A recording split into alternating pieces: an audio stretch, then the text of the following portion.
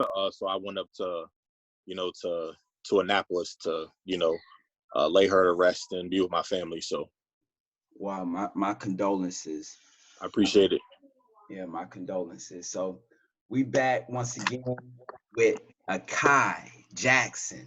He's gonna tell you everything about himself and a whole lot more. Specifically, we're gonna be touching on what makes you confident. Definitely give you an opportunity to even speak about your backbone. Once again, condolences to you. But welcome to Akai, to Young Untouchable Family Podcast broadcast show. Appreciate you for coming tonight.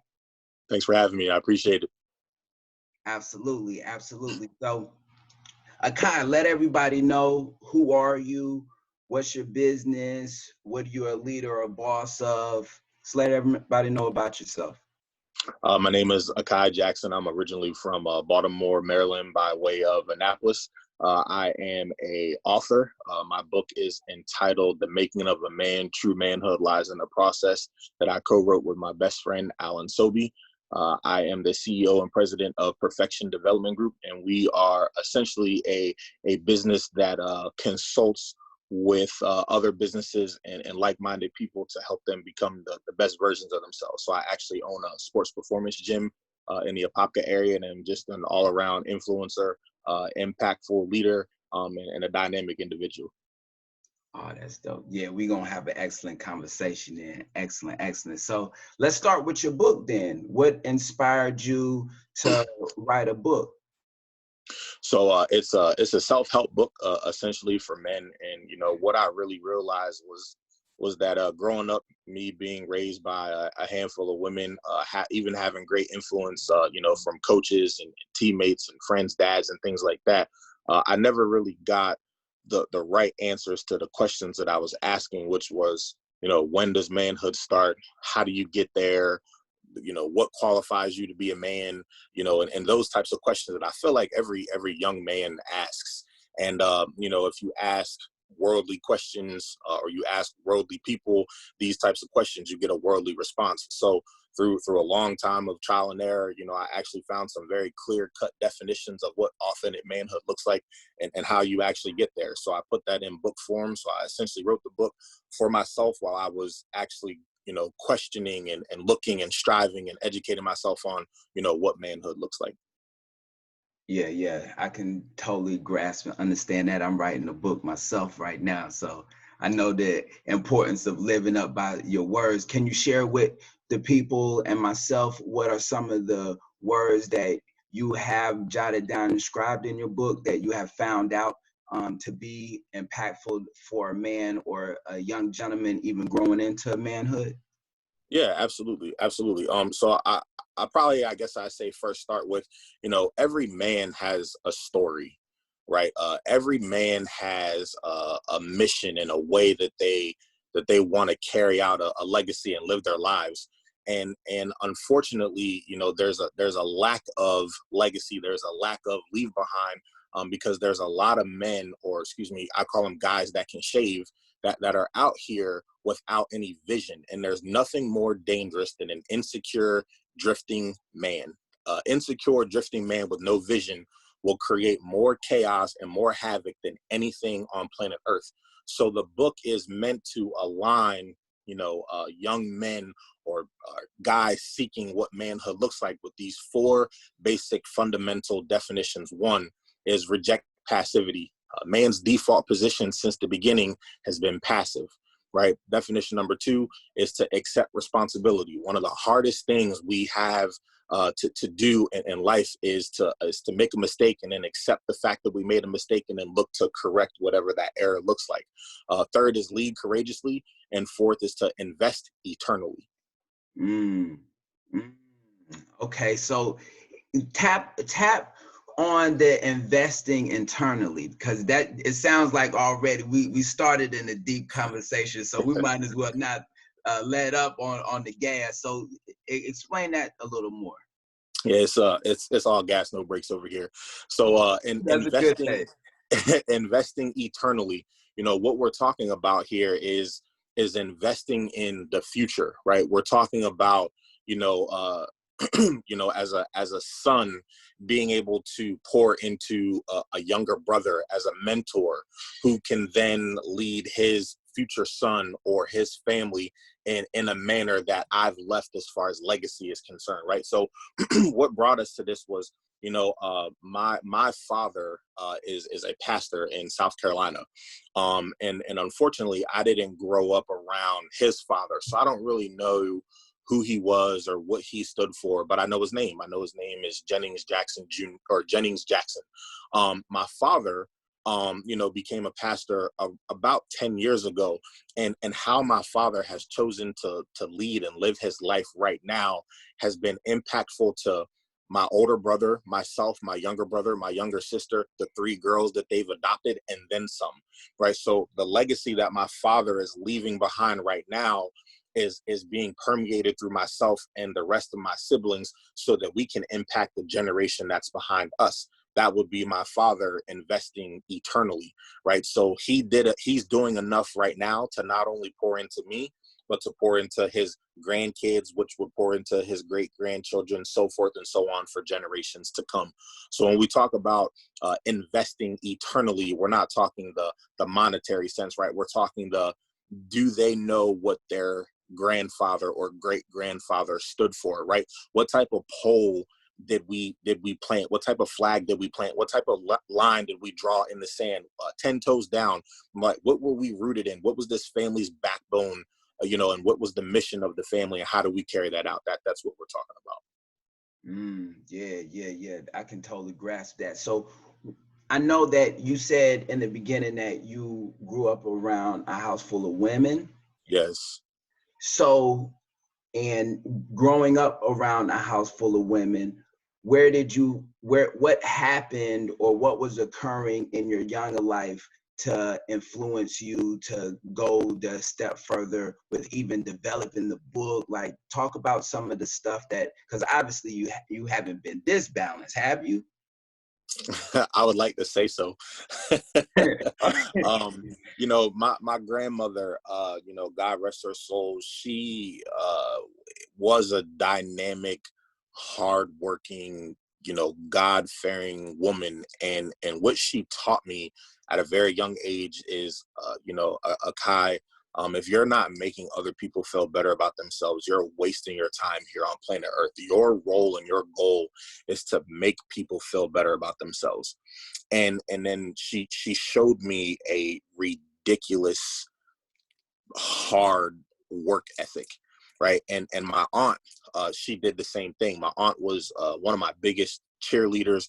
You know, regardless of how good or how bad I was at something, she was always the loudest person in the gym, the loudest person on the field. You know, it was constantly, that's my boy, that's my boy. So I had a very loving audience, you know, that kind of pushed me from the rear and just, you know, really always was engaged and present and told me that I could, right? When other people told me that I couldn't, you know. So growing up in that type of loving environment, in such a supportive environment, along with the work ethic, allowed me to see, you know, that I could go and do anything that I put my mind to, along with that work ethic. So that's really what they showed me. You know, my aunt, you know, she's worked at the same job for 30 something years, and she's progressed and moved up in the ranks with her company. My aunt's driven, you know, we live in Annapolis. She drives to DC every single day to do this job. That's an hour and a half fighting with traffic. She's done it for the last 30 years. You know, we're just a dedicated group of people. We love what we do, and we just have mission to do what we can to make this world a better place, man. That's where it came from. Wow. Yeah. So what would you ask, or what would you tell somebody or give inspiration to a person that may have missed out or don't, because I would almost seem that as almost as a luxury to have people that devoted and consistent and disciplined in their own lives to Absolutely. pass that on to you, and to even be aware where you're at now with eternal investments. So what would you say to a person right now that is lacking that kind of substance or mentality? You know, I I'll answer your question with a question, right? Anytime I start a session, or anytime that I'm around someone that I'm getting ready to coach or mentor or lead or impact or influence or whatever the case may be, I tend to ask questions, right? And the question that I'll ask is, what if today was your last day, right? No one gives us a best if used by date. And if they did, I'm 100% confident that we would live life differently, right? If tomorrow was promised to any one of us, right, we would waste today, because we know we can get whatever done today that we can do that tomorrow, right? So if tomorrow was promised today, we would waste today, right? So what I would share, or what I would coach, or where I would point is to move away from all things that would lead to procrastination. Procrastination is one of the 3 failure diseases is in my book, right? Detailitis, excuseitis, and procrastination. They all lead to procrastinating, right? Detailitis, I need all the details. I got to know everything before I make a decision, right? Or, excuseitis, I don't feel good today.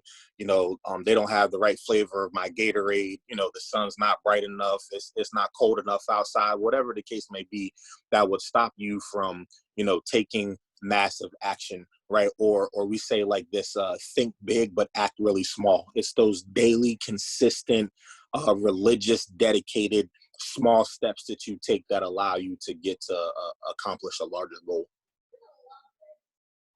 That's a lot. I'm gonna have to get that book for the people that are thinking the same way like me. What's the name of your book? One more time. The Making of a Man: True Manhood Lies in the Process. And even when we talk about what that looks like, right? The second part of that title is, talking about a process, right? So we don't want anyone to think that you reach one single milestone and that's it, right? So you graduated from high school. Okay, great. Now what? You were awarded an athletic scholarship to play your specific sport in college. Okay, so now what? You got that job promotion. Okay, now what? You got married. Okay, now what? You had your first child, your second child, your third child. Okay, now what? You just got $100,000 salary. Okay, now what? It's not about reaching that single milestone. It's about the process that you took to achieve those milestones. And then once you hit them, okay, what are you going to do with that? And how are you going to impact and influence and pour into the generation that's coming behind you? Okay, great. So you just got $100,000 salary. Amazing. Fantastic. That's great. What are you going to do with it? Are you going to go out and buy a bunch of trinkets and toys? Or are you actually going to do something that allows you to move a person or a community or a town or a city forward, because now you have influence over impact, or you have leadership, built in or based around that? It's all about the mission, right? What is your mission, and what does your mission say about what it is that you're doing with whatever it is that you're blessed with, right? Yeah, definitely. I definitely, right when you say that, I'm reminded about this saying, it's either the man or the mission. And it's best to be focused on the mission, because the man can always mess up and make bad decisions, things like that. So when you focused on the mission, the person or the leader that may be leading you through the mission, obviously you can focus together and y'all have that same commonality. So that makes Absolutely. Absolutely. And if for whatever reason, God forbid, something happens to the man that's on that mission can still get carried out. You feel me? So the mission is extremely important. Absolutely. Absolutely. Almost sounds like I'm talking the eternal investments. Absolutely. Absolutely. Very powerful. Absolutely. Very powerful. Very powerful. So now that's your book. Is there anything else you're doing in the community? I'm sure you're sharing your story with everybody you come in contact with, but what else are you doing in the community to impact it with the So there's a second part to this book that's about to get rolled out here. I'd probably say within the next 4 months or so. And it's actually the action version to this book. So, the coin phrase is leaders are readers, right? So I tend to try to read, 8 to 12 books a year. And in doing that, it's really hard to actually take, bits and pieces from each one of those books and live my life according to, something that I learned in that book. So what we've chosen to do is create like an action part of this book. So we've said, okay, we think it's great that you read the book and hopefully you learned something from it. But because the book has so much fire and tenacity and truth in it, we want to have people that say, you know what, I felt this book. I emotionally connected with this book. And because I have this heart knowledge, this head knowledge, and the physical things that this book has in it, I want to draw a line. I want to plant my flag, and I want to engage and step into being a better man. So we actually have an 8-week man's formation program associated with this book, where you will go through strength and conditioning, diet, mind, body, spirit, basically a workout for 8 weeks. And there's also some service days attached to that as well, where we want to actively impact 100,000 men across the country. So we're working on the logistics of that right now, so that we can actually have a great rollout of that and continue to, move authentic manhood forward. And then in my day-to-day work, I'm a human movement psychologist and a sports performance strategist. So I work with, high school athletes, college athletes, professional athletes, day in and day out to help them become the best versions of themselves. Okay. Sounds like you a man with a plan. Definitely. Absolutely. Definitely. That's a good thing. So you say you're a human movement specialist? Human movement psychologist. Yep. A human movement psychologist. Now, right here on this show, I'm a conversational magician, so I'm always pleased and honored to hear a new vernacular or the way that you are able to put together words. Now, individually, I'm fully aware of human movement psychologist individually. Together, you're going to have to explain what is that? What is that? So basically what we're doing is dealing with the brain behind movement patterns, specifically in things like sports. So let's say, your son or your daughter just picked up a basketball for the first time and they're, 5 and 6 years old. The coach is going to tell them a couple things. All right. They're going to say, all right, go ahead and shoot. Once your son or daughter shoots the shot, the coach is going to say, now chase after your shot in case you miss.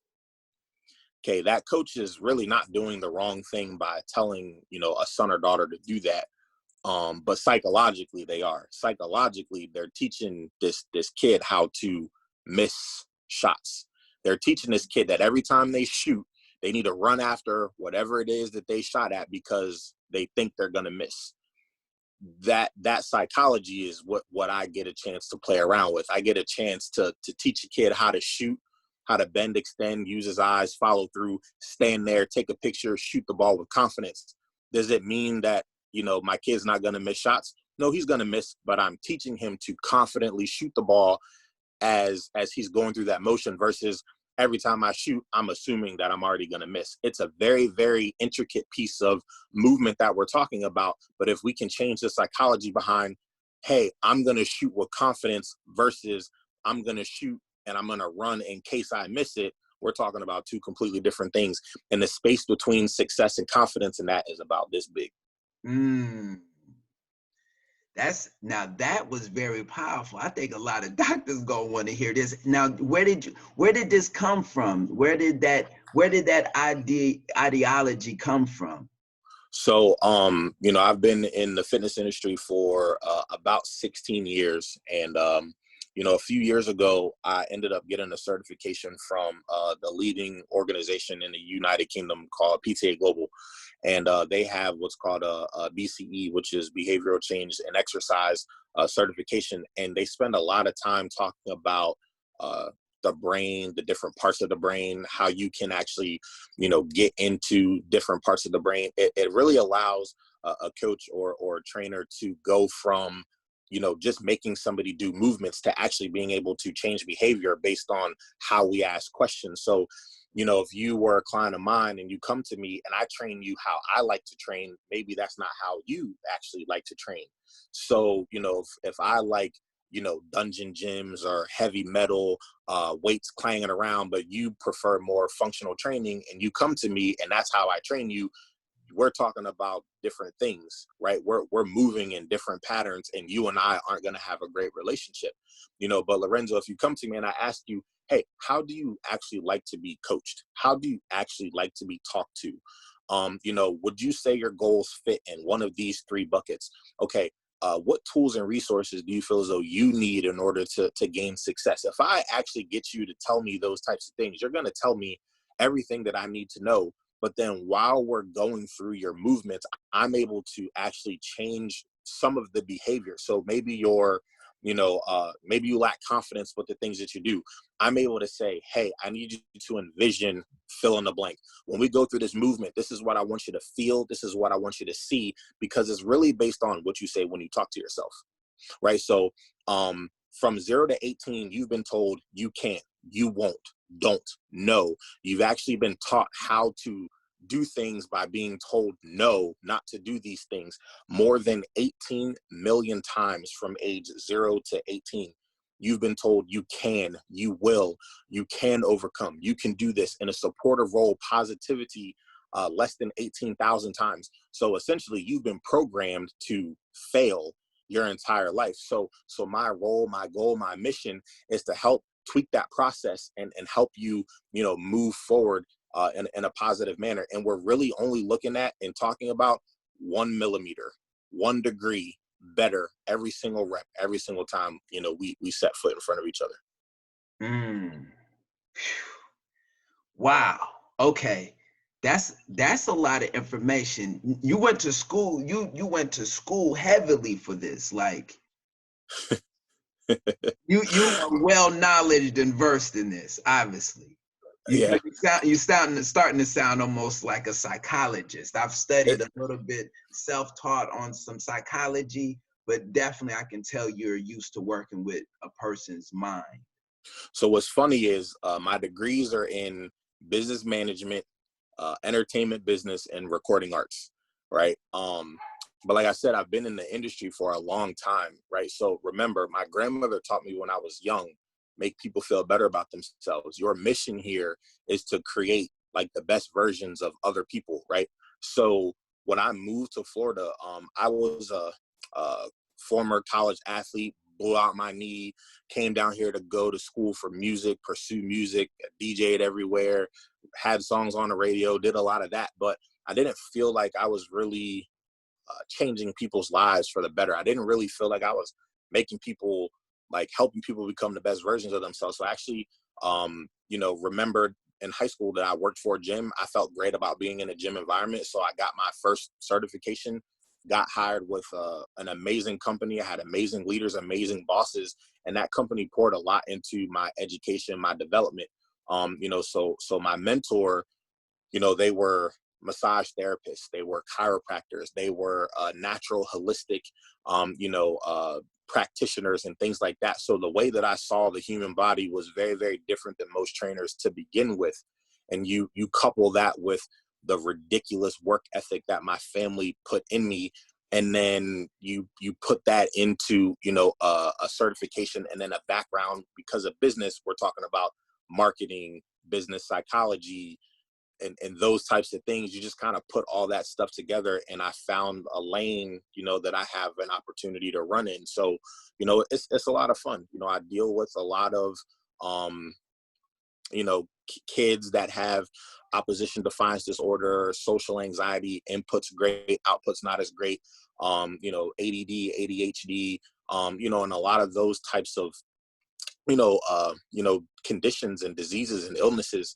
And so we talk about depression, we talk about, those types of things. And through exercise or through sport, we use that as a conduit to tweak brains and help people, begin to become the best versions of themselves. Okay. That makes sense. That makes sense. So during this lockdown, I think the whole world is still pretty much on lockdown, global pandemic, COVID-19. Mm-hmm. I'm a pretty confident guy. I've been through certain situations similar to this, but not everyone is equipped with even information like yourself on how to stay active, keep their mind focused, things like that. So what would you advise or allow somebody some information during this time they're unable to really get out with a lot of the movement that they're used to, Mm-hmm. and or maybe they just want to get out of this lockdown as a better person, more confident, feel more secure about themselves, since a job or something like that may have dealt them a blow of, uncertainty and fear. Right. What would you advise or tell somebody, give some encouragement to somebody to start to doing right now, that they could be building upon their confidence, their self being that entire man you're talking about? So it's a great question. And I think one of the first things that I do with anyone that I find has a lot of either self-doubt, or maybe they've tried a lot of things in the past and failed, or they just really want to get to that next level. I really start with them and ownership, right? So I let them know up front, listen, where fear and doubt lies, success can't dwell there. Right. So the first thing I try to get people to understand psychologically is, let's talk about why you think the way you think. Right. So if you just lost your job, unfortunately, due to this, or you're struggling like everyone else who's trying to get unemployment right now, specifically in the state of Florida, or around the country, right? It's dead end streets every day. You're on the phone for 4 hours, 5 hours every day, and it's frustrating, right? I get it. So the first thing that I would encourage someone to do is pay attention to the things that they say to themselves, right? So let's say, for example, Lawrenzo, the last time you told yourself you weren't good at something, right? Because of your enlightenment and because of how you think, that might have been when you were 16 years old. But, think about a student right now who goes, oh my gosh, like I suck at math. I just can't get this. Okay. So they thought they sucked at math. They said they sucked at math. They heard they sucked at math, and their brain reprogrammed that they sucked at math. They're 4 times less likely to be successful at math because they said it one time. That's how dangerous that is, right? So if I could get someone to write down on a 3x5 card, or write it on their bathroom mirror or in their phone, so that they can look at it all the time, is write words of affirmation for yourself, and say them boldly and confidently. It's my name is Akai Jackson, and I am a confident, soulful, dedicated individual.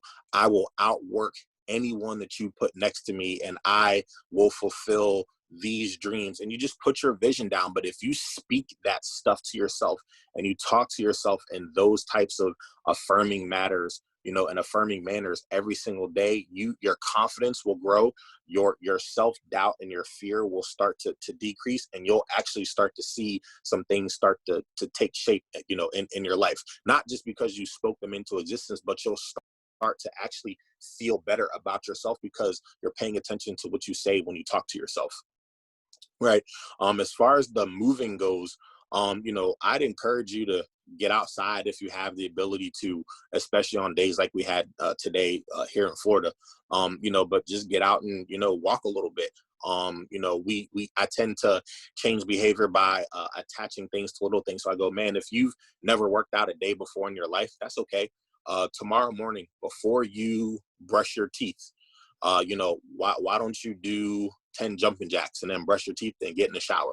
You start with 10, right? Don't start with 100, right? Start with 10. Get really good at 10, and then go to 12. And then get really good at 12 and go to 14. Get really good at 14 and then go to 20. And then when you feel like you can do that, maybe we associate another movement with something else. Hey, before you put on your deodorant, do 20 crunches, or before you hop in the shower after you brush your teeth, do 20 squats or something like that, so that you can, start to begin to get active. And it's almost like going from, couch to confident, in a very short period of time. But again, remember, think big, act small, right? It's the daily, consistent, religious, intentful things that you do that allow you to get greater success. Intentions, intentions, intentions. Those are very powerful, especially when it's tied to actions and then what you do consistently. Definitely awareness. It's a good thing. So winding down, I ask people on that I interview that obviously all this information we on the internet is going to be encapsulated forever. So just tell the people 300 years from now that may hear this, who is Akai Jackson? What would you want them to know specifically about you and how they can live progressively better from that moment moving forward? Some of that eternal investment right there. Myself, I'm just a boy who had a lot of flaws, but I'm also a man who has a mission, whose sole purpose is to, make change and impact as many lives as possible, right? And the words of inspiration, I feel like I have for everyone here is to try to change your thought process, right? Like, so, real quick, Lawrenzo, what's the opposite of success? Failure. Okay. So now the next question I have, is that what you believe, or is that what you've been told and taught? That's what I've been told. Right. So that's what most people say, right? So if I can get you to pay attention to the fact that, let's say a newborn baby, it's scientifically proven that it takes a newborn baby 100 attempts at walking to learn how to walk. So if baby A falls, 10 times a day, it'll take 10 days for baby A to learn how to walk. If baby B falls, 25 times a day, it'll take baby B 4 days to learn how to walk. If baby C falls 100 times on the first day, baby C is going to walk faster than everyone else does. And the only reason baby C has the ability to do that is because baby C failed faster than everybody else did, right? So if we were to get in a car and leave Florida and drive west to get to California, the only way we don't get to California is if we stop driving. So the opposite of success is not failure. The opposite of success is quit. So as long as you have a vision and a goal, something that is out there in front of you, right? Even if you take your eyes off of it every now and again because you fall, or you make a move to the left, or you make a move to the right, as long as you continuously move forward towards that goal, you will eventually get to that goal. So I would actually encourage you to make as many mistakes as you can up front, learn from those mistakes, correct those past, and keep your eyes on whatever that vision or whatever that goal is. Make sure you continue to affirm yourself. Make sure the words that you speak to yourself are bold and confident, and make sure that you have a mission and that you're submissive to that mission. Sub meaning under, mission meaning going after whatever that is. So make sure that you're obedient to your own visions, be clear, concise, and be intentful about the things that you do. Wow. Okay. That's deep and powerful. I've definitely recognized that we're on a prison paradoxical planet where those words seem to I call it the inferiority of language. They kind of get us hinged, and we only learn from those that teach us. So the best teachers definitely must be the best students. So I'm going to school today. I appreciate you once again. Absolutely. Definitely. So just to end it out, share with the people, how are some ways that you can deal with rejection and continue to move confidently in their gifts, their talents that are provided for them? So I think one of the things people have to recognize about rejection is that it's going to happen. You're gonna hear no. You're gonna hear not good enough. You're gonna hear that sucks. You're gonna hear you again. you're going to hear all sorts of negative talk, right? And I'm not telling anyone, and I would never tell anyone to ignore that talk. I would tell someone to be able to transform and transition that talk into something that allows them to progressively push forward, right? I can't tell you how many times I heard the word no, right? How many times I've heard not good enough, right? I was honorable mention all state in high school. You know what honorable mention means? It means not good enough, right? That's what it means. It means he's almost not good enough to get to this level, right? But I still progressed and was a college athlete until I blew out my knee. And it doesn't mean that my physical capabilities, as far as me blowing out my knee, didn't stop my mental capacity of me being able to think and move just as hard and just as fast as my athletic body used to do, right? So I need people to recognize that they need to be comfortable with rejection, but not settle in that. Just because one person said it wasn't good enough doesn't mean that 100,000 other people will think that it is, right? You only need one person, right? And we talk about the unique design of one person, right? Uniquely and wonderfully made, right? So you only need one yes to move something forward. So you just got to keep searching until you find that yes. Okay, man, them some powerful words, bro. That's some powerful words. Akai Jackson. One more time, let the people know where they can get the book, and any of your information, where they can find you at, where they can get some consultation from you from. So you actually can get the book on Amazon. It's probably the best place to get it. Again, the name of the book is The Making of a Man, True Manhood Lies in the Process by Akai Jackson and Alan Sobey. You can find me on Instagram at Akai, akai.jackson. Okay. You can also shoot me an email. That is Akai, akai.jackson@gmail.com. Cool. Yeah. And I'm going to leave it down in the description, so it makes it very simple for people to just click on the link for you.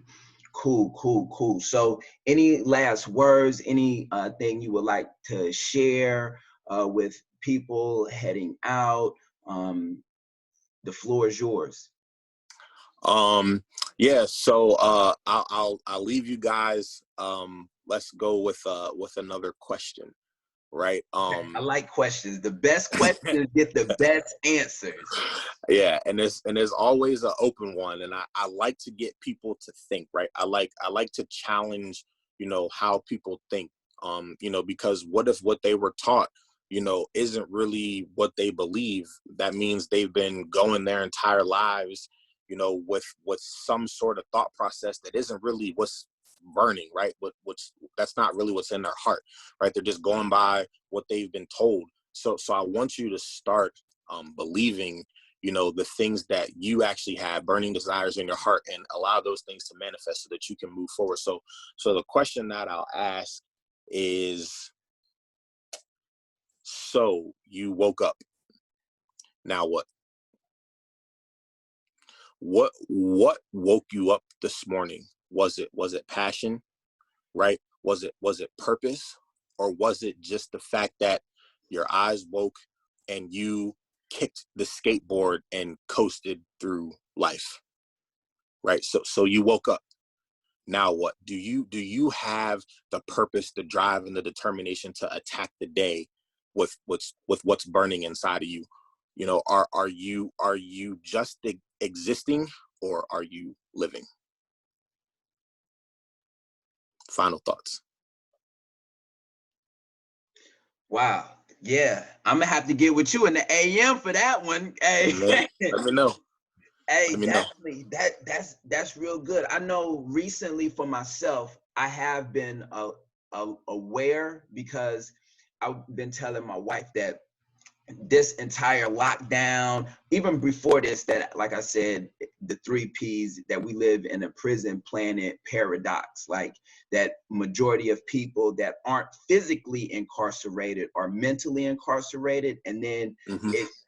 it juxtapose where it seems like the people that are the minority of folks that aren't really physically incarcerated, because they're the minority, they for some reason a lot of those guys that are physically incarcerated are mentally free.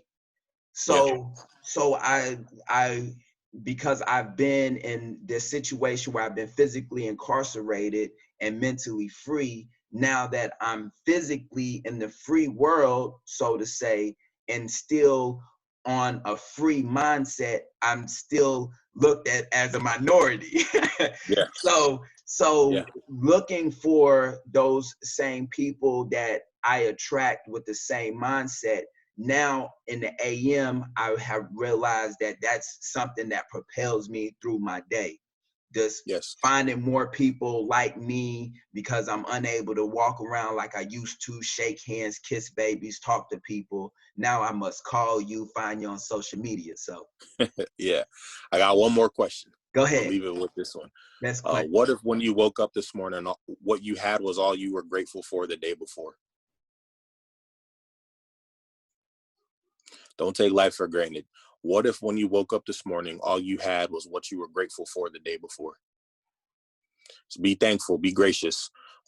Yes, this pandemic sucks, but we're alive in a great time. You know, this pandemic, you know, I want people to come out of this, you know, bigger, stronger, faster, if you will, right? I don't want people to waste the time that they've been given, right? That talks about, you know, being intent and living with purpose, right? What if when you woke up this morning, all you had was what you were grateful for the day before? Let's be grateful. Let's be thankful. Man, I'm grateful and thankful for you having you on the show tonight, Akai. Appreciate you. Anytime. Man, I'm definitely gonna call you back. You dropped some wonderful jewels. So as always, this is Young Untouchable Family Podcast broadcast show. Y'all know. Hello. Take care.